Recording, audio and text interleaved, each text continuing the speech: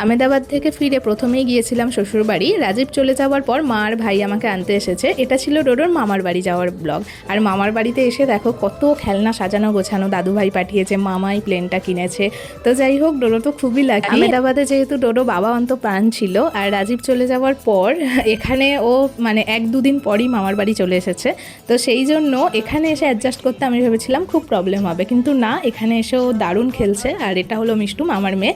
ও ডোডোর সাথে খেলছিল, ও দেখতে এসেছিল ডোডোকে।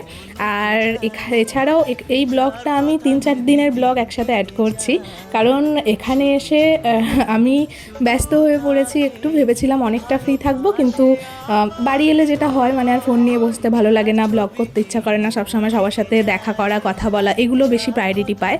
আর ডোডো সবার সাথে টাইম স্পেন্ড করছে। কি করছো মামাম? কি করছো? এত বদমাশ হয়েছে এখন মামার বাড়ি এসে, প্যান্ট তুলে। কি করছো মা?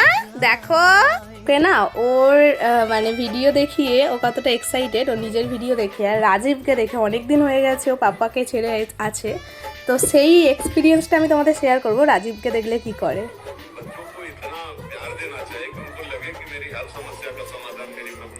পাপা কই মামা? দেখো দেখছে। আহা, পাপা কই?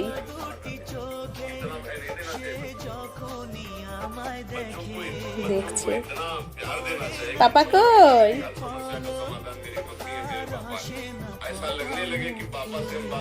কই পাপা? ওটা পাপা?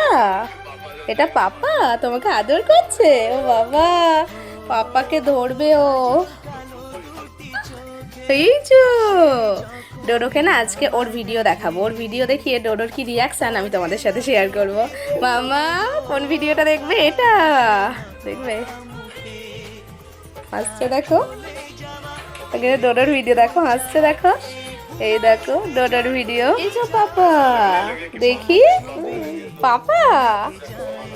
ও বাবা দেখছে দেখো।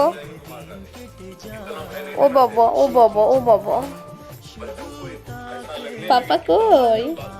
ওটা পাপা? এটা পাপা গো? পাপা কই? কই পাপা কই? এটা পাপা? 5-6 মাস রাজীবের সাথে ওতপ্রোতভাবে ডোডো জড়িত ছিল। আর এখানে এসে দেখো পাপার জন্য মন খারাপ করছে। কে বলে বাচ্চারা বোঝে না? বাচ্চারা কিন্তু সবই বোঝে। ডোডো কিন্তু পাপাকে খুব মিস করছে।